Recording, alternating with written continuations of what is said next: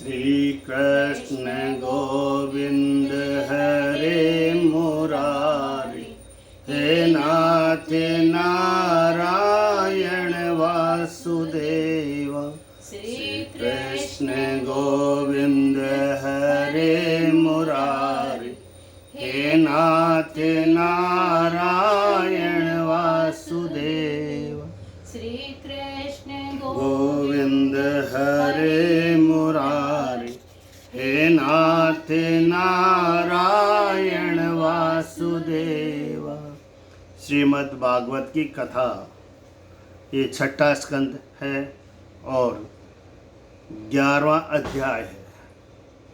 श्री भागवत, विष्णु भगवान, सभी देवता इसके अंदर हैं और भागवत कथा, रामचरितमानस कथा ये आप करते हैं तो सब देवता प्रसन्न हो जाते हैं और आपकी कुंडली कोई भी दोष हो सब मिट जाते हैं। इसलिए घर में भागवत कथा हो या रामायण की कथा हो, रामचरितमानस के पाठ हो और आप नहीं कर सकते तो इस वीडियो को चलाकर अपने संकट दूर कर सकते हैं।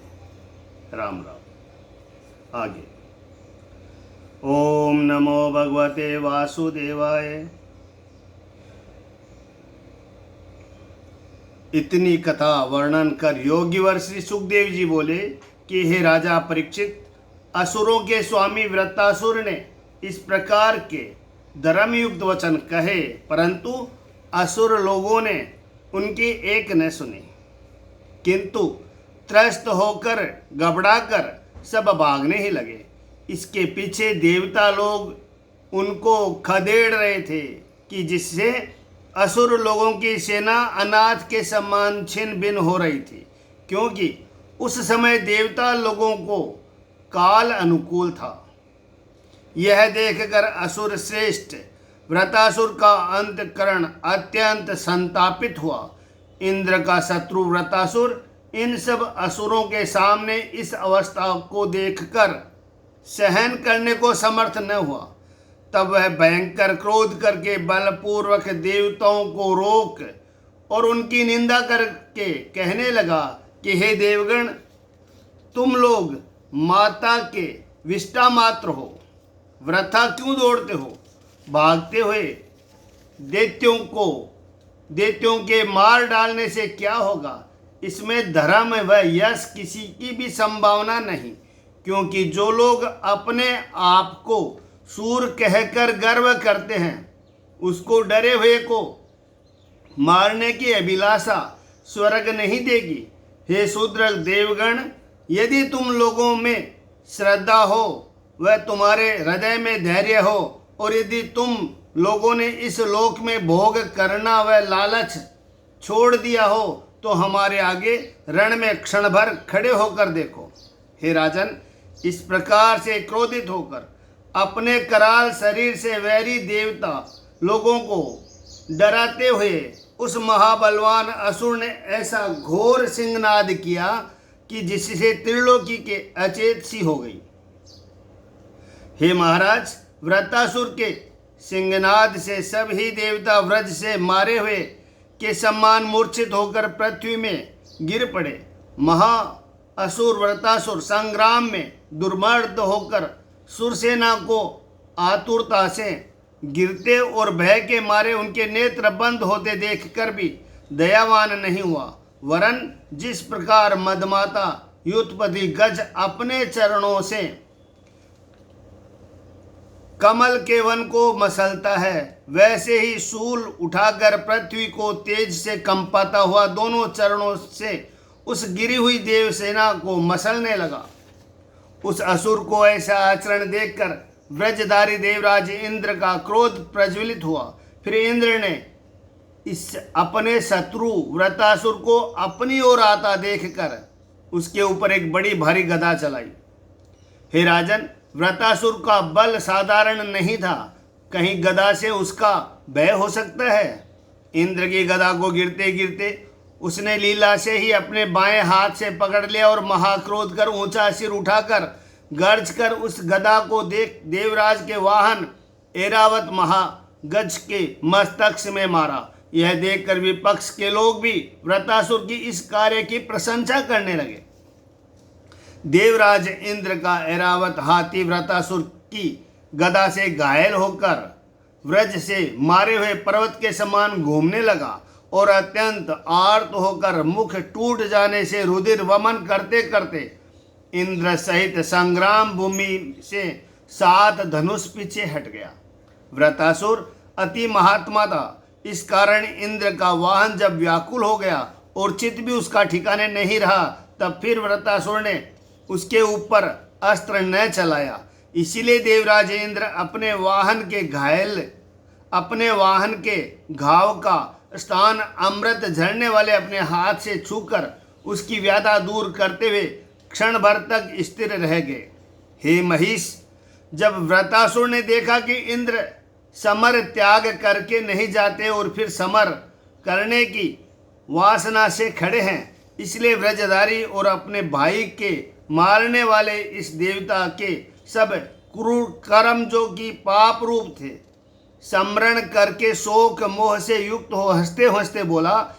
वृत्रासुर ने कहा, कहो ब्रह्मघात की और विशेष करके अपने गुरु और हमारे भ्राता को मारने वाले तुम हमारे सन्मुख खड़े हो, यह बड़े ही भाग्य की बात है।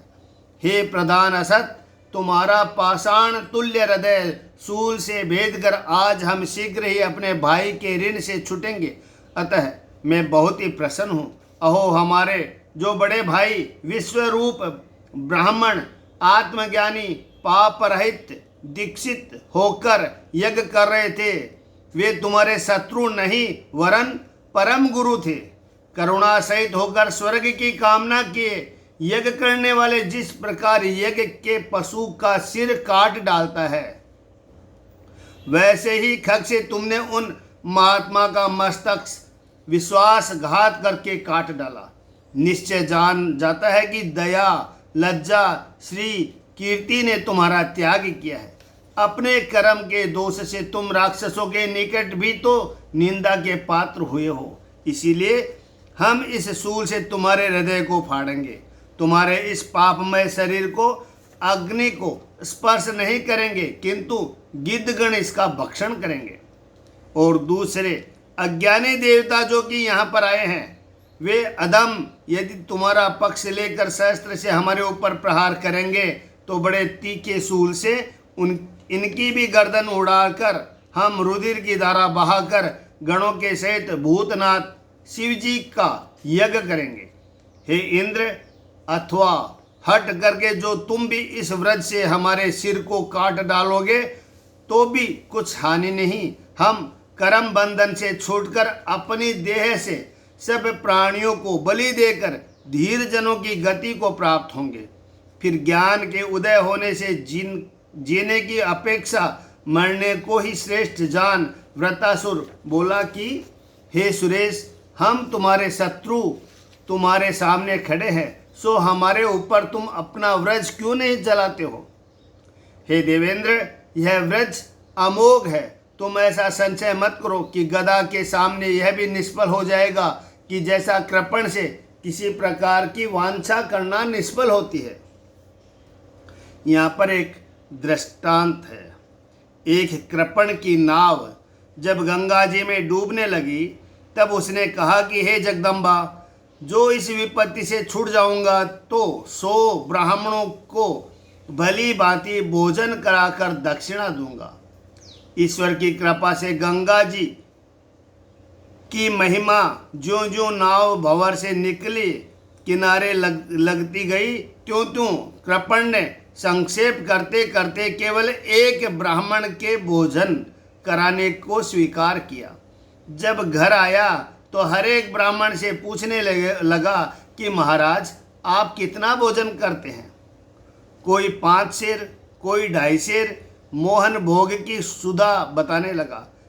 इन सब ब्राह्मणों को उचित न जान यह कृपण एक महादुबले पतले दीनहीन ब्राह्मण के निकट पहुंचकर पूछने लगा कि हे विप्र, आप कितना भोजन करते हैं।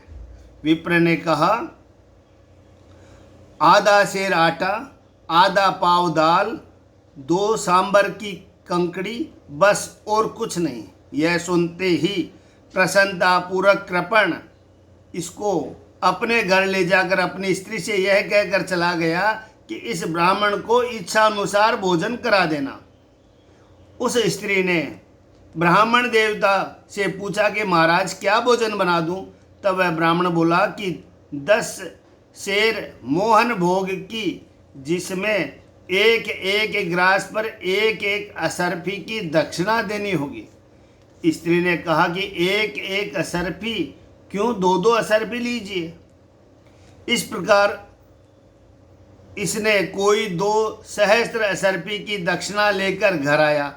अपनी स्त्री से कहा कि कोई हमें पुकारने आए तो कह देना कि किसी ऐसे कुमार्गी के यहाँ भोजन करने गए कि जहाँ उसने भोजन में विष भक्षण कराया, जिससे शरीर छूट गया।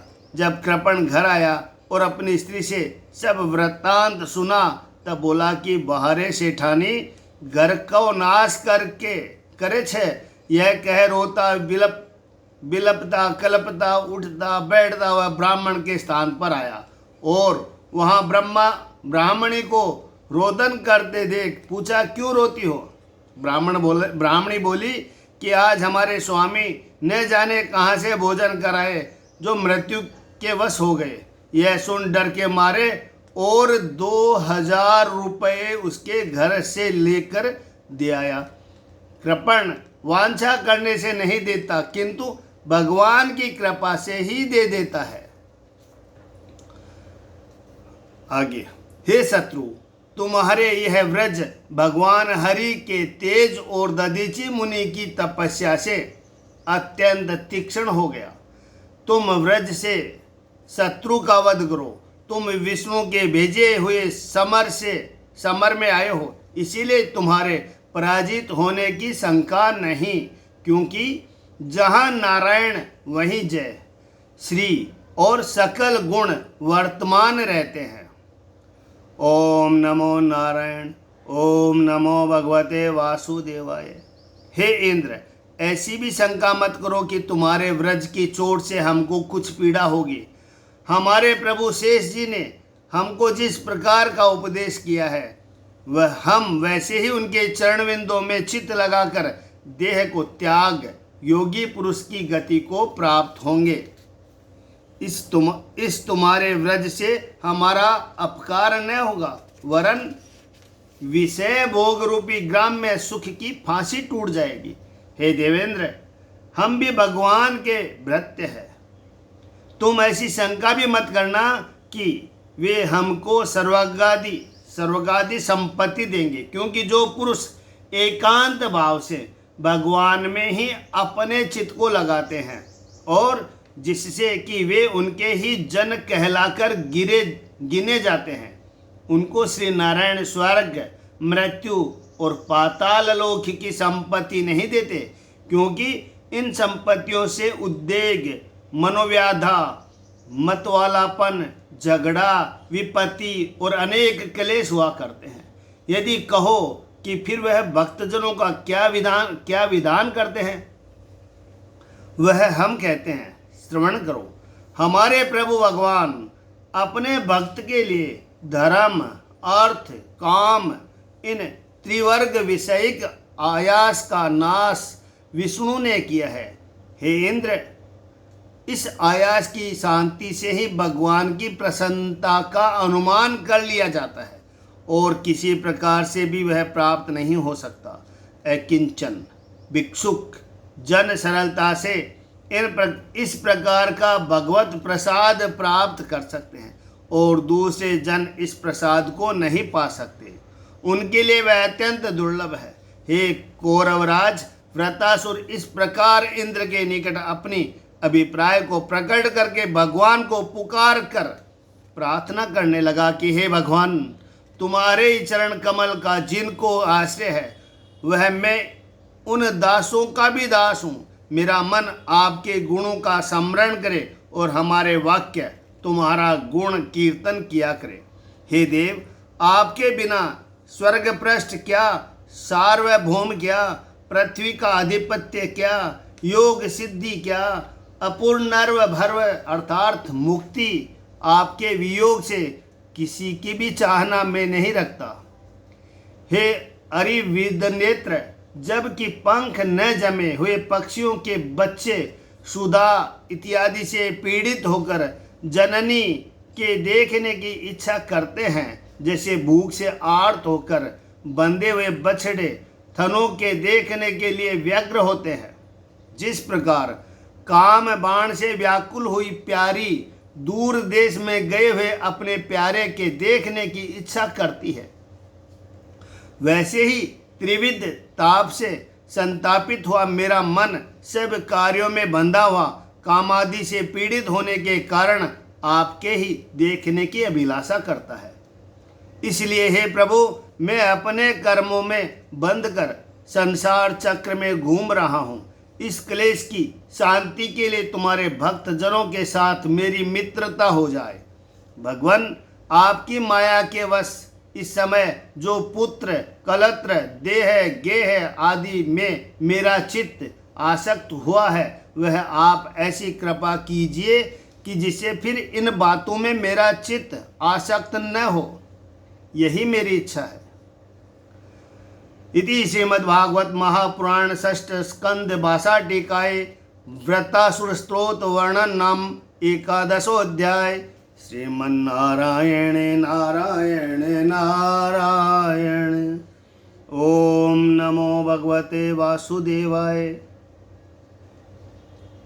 श्री सुखदेव जी कहने लगे कि हे परीक्षित, व्रतासुर इस प्रकार समर क्षेत्र में अपने देह के त्यागने की इच्छा करता हुआ विजय से मृत्यु होना श्रेष्ठ मान शूल ग्रहण कर इंद्र के ऊपर से दौड़ा, जैसे महाप्रलय के जल में मधु के टप दैत्य भगवान विष्णु जी पर दौड़ा था।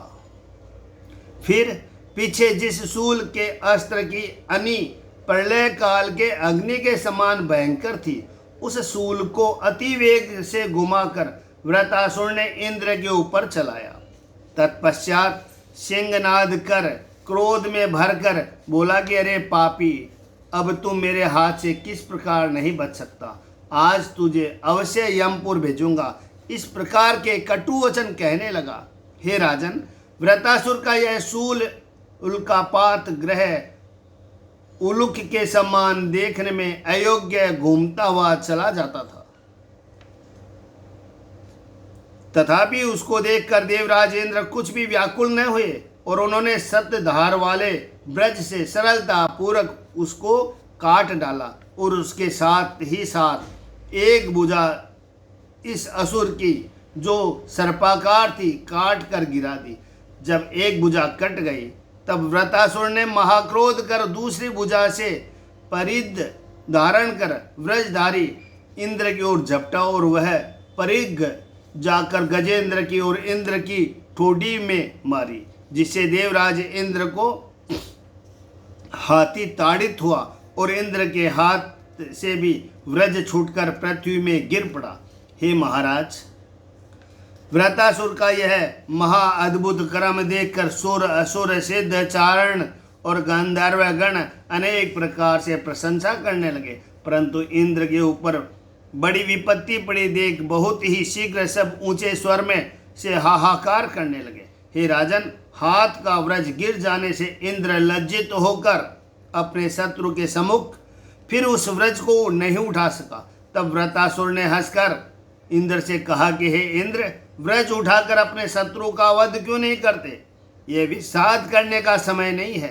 हे पुरंदर, उत्पत्ति स्थिति और प्रलय एक सर्वज्ञ सनातन आदि पुरुष के सिवाय और दूसरे के हाथ में नहीं है, क्योंकि सर्वत्र सदा विजयी तो केवल भगवान ही है। हे पराधीन आत्मा, आतताई युयुत्सु पुरुष की सदा जय नहीं होती, कभी जय होती है कभी पराजय होती है। फिर तुम शोक किसके लिए करते हो? हे देवराज, लोकपाल सहित यह समस्त लोग जिसके जाल से बंधे हुए पक्षियों के समान अवश्य होकर अपने अपने व्यापार में चेष्टा करते हैं, परंतु जय अजय का कारण वह काल रूप परमात्मा ही है। हे देवराज, वे भगवान ही सामर्थ्य, साहस, बल, प्राण, अमृत और मृत्यु के स्वरूप है। परंतु ऐसा आश्चर्य है कि लोग उनको जयादि का कारण न जानकर जड़ रूप वर्तमान जो यह देह है, इसको ही सबका कारण मानते हैं। हे भगवान, जिस प्रकार काठ की बनी हुई स्त्री अथवा जिस प्रकार यंत्र में मृग पराधीन होकर स्वयं कोई चेष्टा नहीं कर सकते, अर्थात जैसे कोई नचाता है वैसे ही नाचता है, वैसे ही यह सब भूत भगवान के वश है।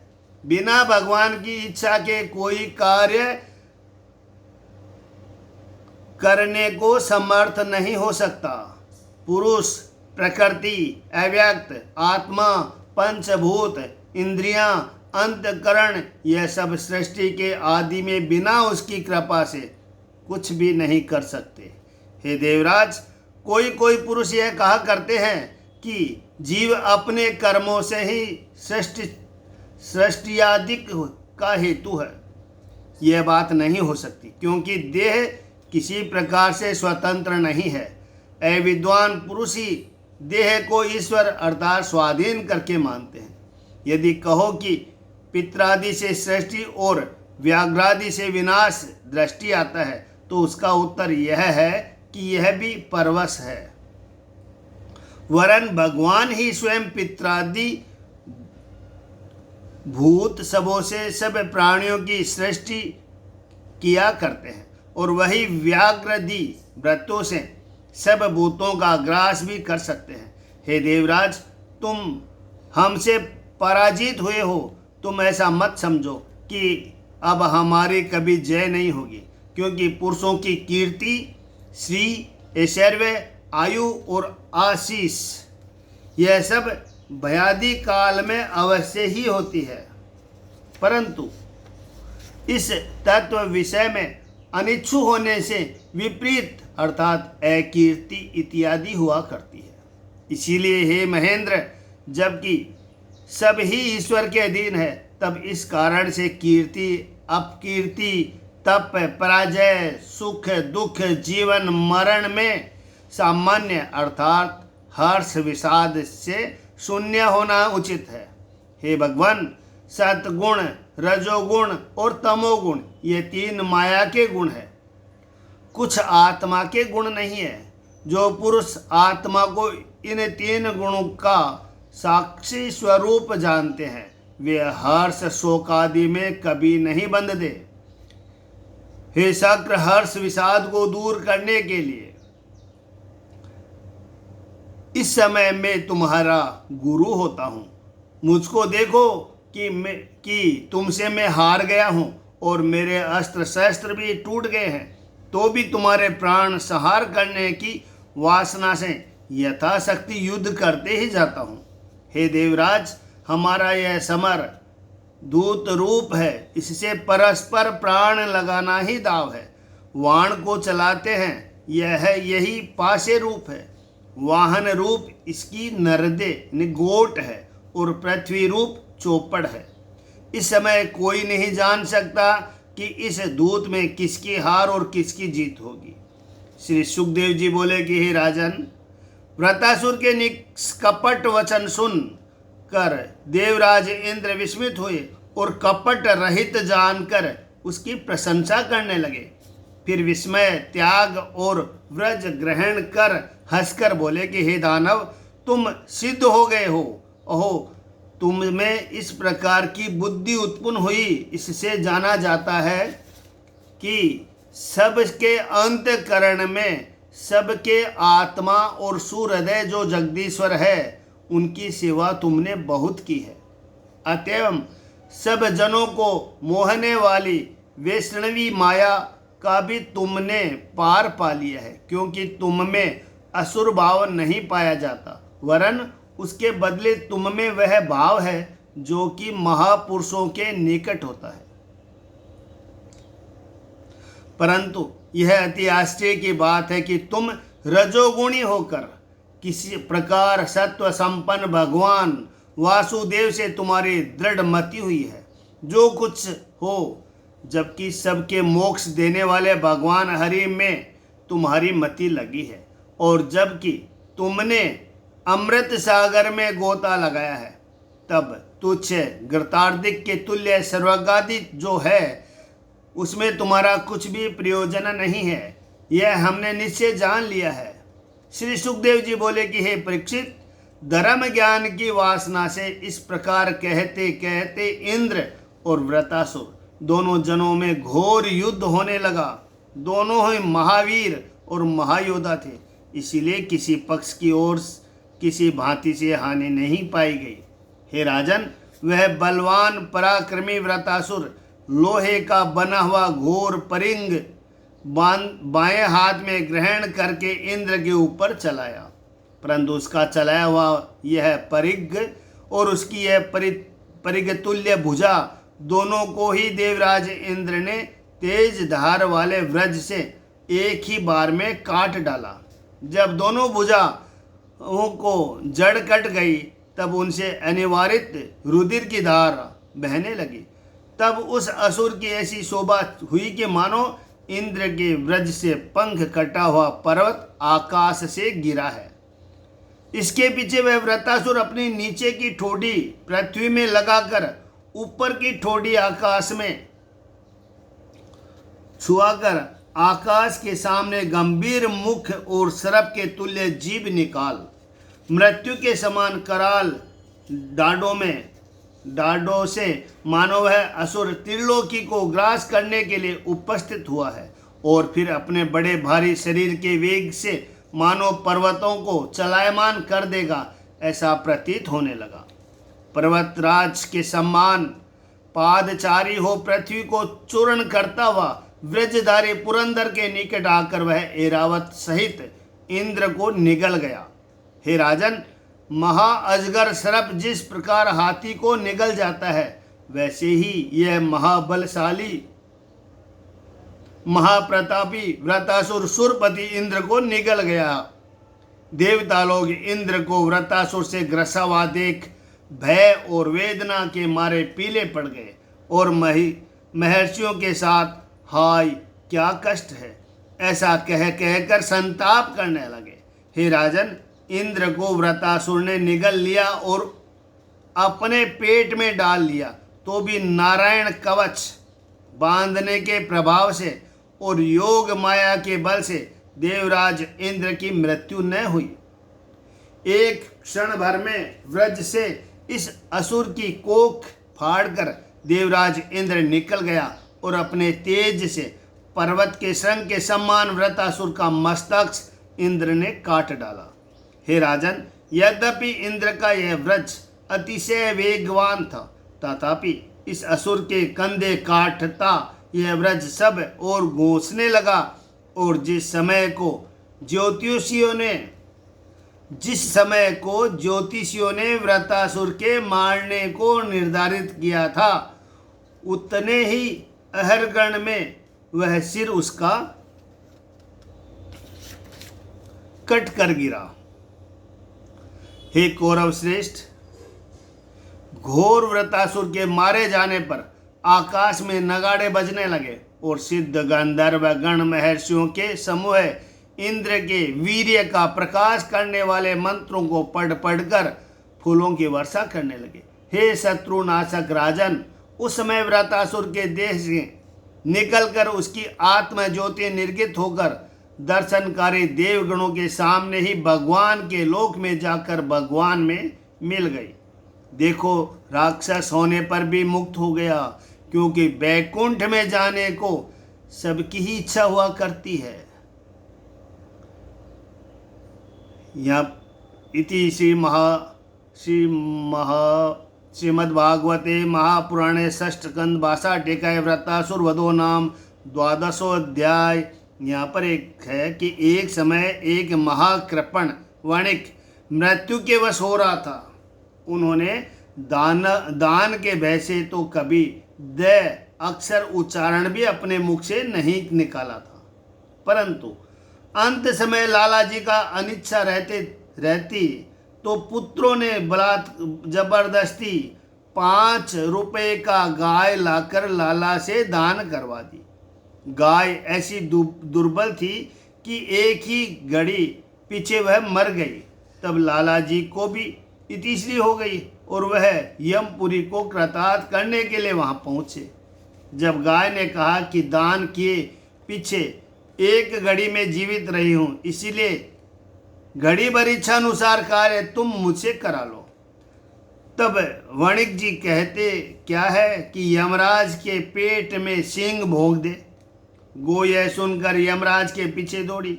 यमराज भागकर बैकुंठ में नारायण के पास जाकर बोले कि कृपा निदान इस गाय से हमें बचाइए। तब भगवान के पार्षदों ने यमराज को बचाकर बनियों को धक्का दे दिया और स्वर्ग से निकालने लगे।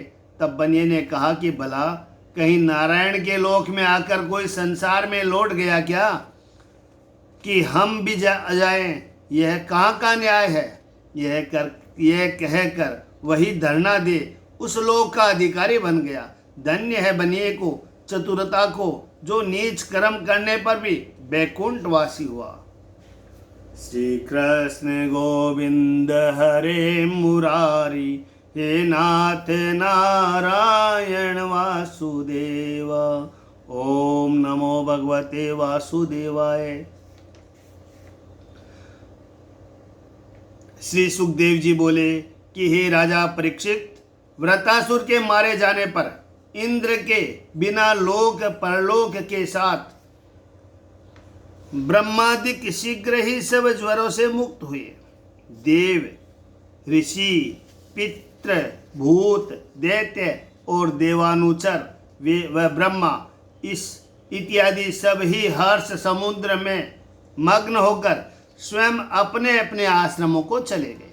श्री सुखदेव जी महाराज के मुखारविंद से इतनी वार्ता श्रवण करके राजा परीक्षित हाथ जोड़कर बोले कि हे भगवान, जब सबको ही अपूर्व सुख आह्लाद प्राप्त हुआ तब इंद्र किस लिए दुखी हुए? यह सुन संदेहों के शमन करने वाले योगेश्वर श्री सुखदेव जी राजा परीक्षित से बोले कि हे राजन, महर्षियों सहित सब देवता वृतासुर के विक्रम से घबराए।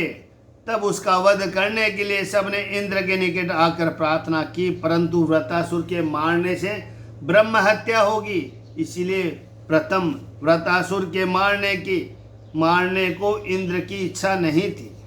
इंद्र बोले कि विश्वरूप का वध करके एक बार जो पाप किया था, स्त्री, भूमि, वृक्ष और जल, उन्होंने अनुग्रह करके यह पाप परस्पर बांटकर ग्रहण कर लिया। अब वृतासुर का संहार करके यह पाप किसको दूंगा, क्योंकि यह असुर भी तो ब्राह्मण से ही उत्पन्न हुआ है।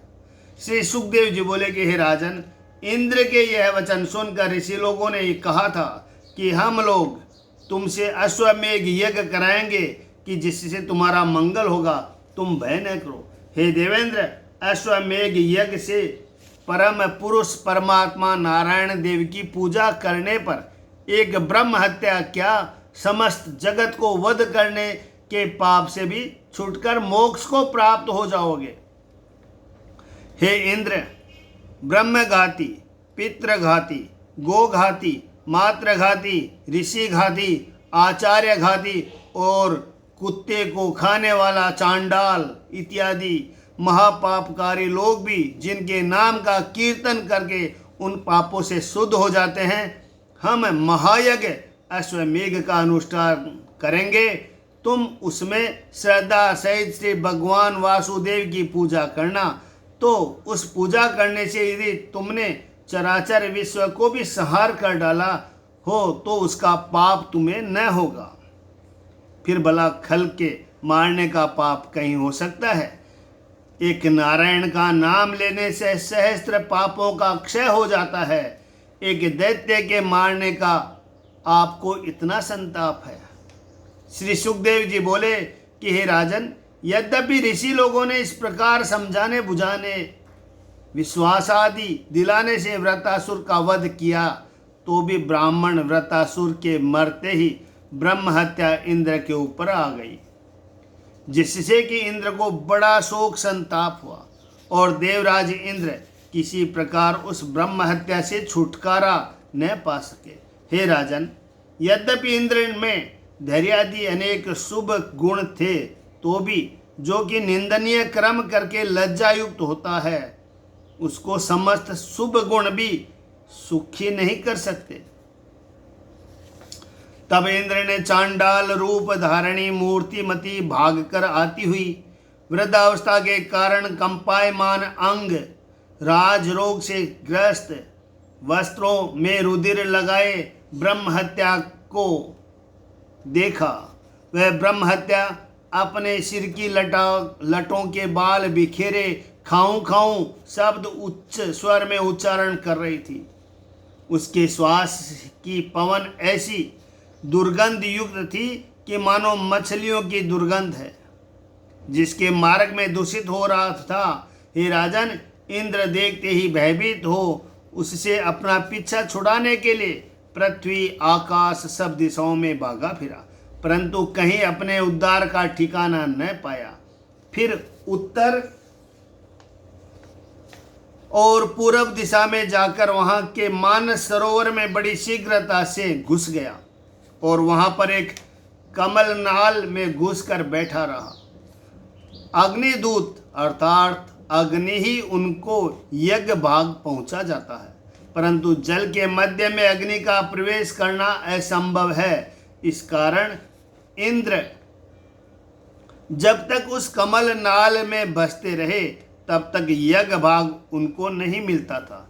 हे राजन, देवराज इंद्र सहस्त्र वर्ष तक यहाँ अलक्षित भाव से बसते हुए यही चिंता किया करते थे कि किस प्रकार इस ब्रह्म हत्या के महापातक से छूटेंगे।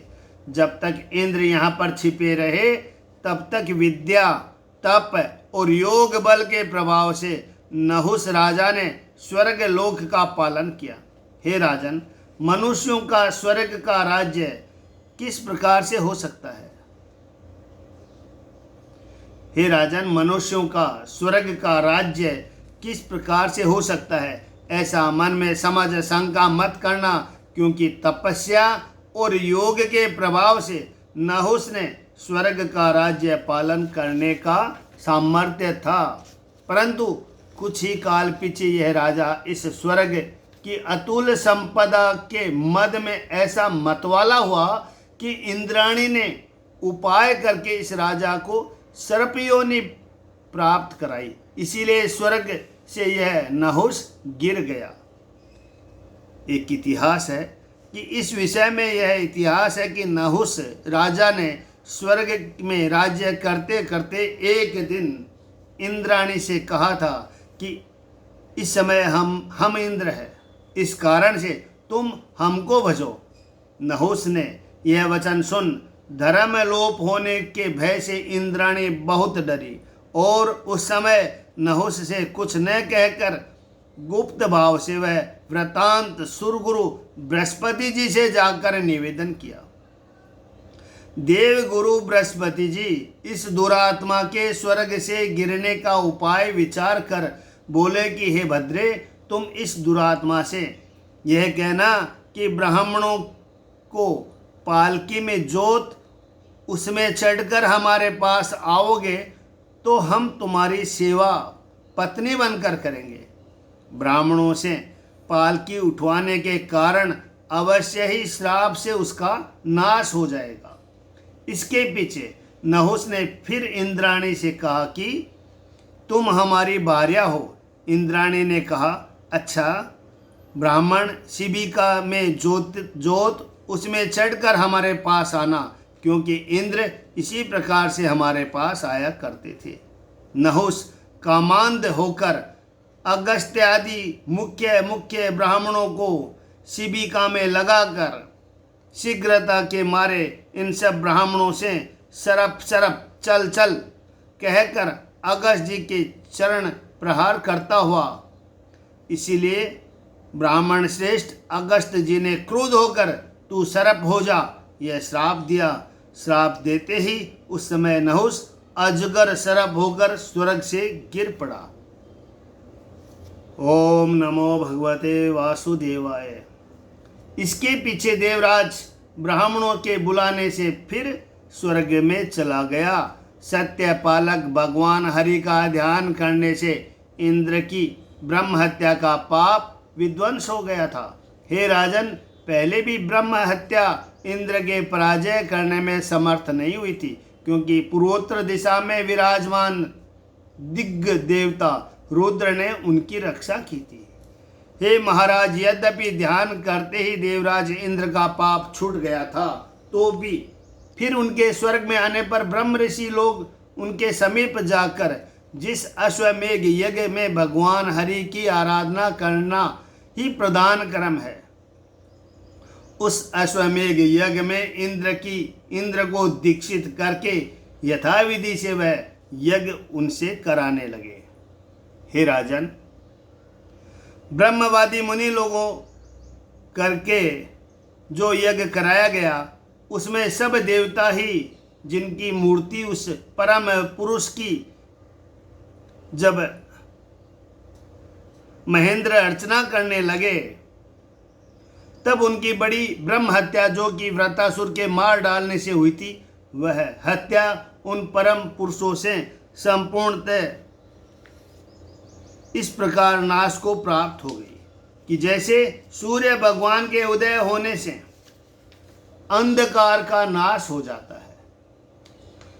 हे राजन, इस प्रकार मरीचि इत्यादि महर्षियों के कराए हुए अश्वमेघ यज्ञ से यज्ञनाथ पुराण पुरुष की आराधना कर पाप क्षय होने से इंद्र पहले के समान फिर अपने उसी बड़पन को प्राप्त हुआ।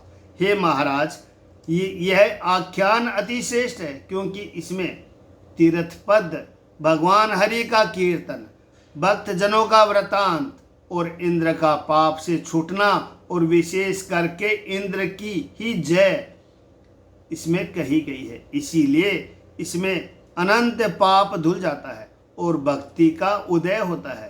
पंडितगण सदा इस आख्यान का पाठ करें और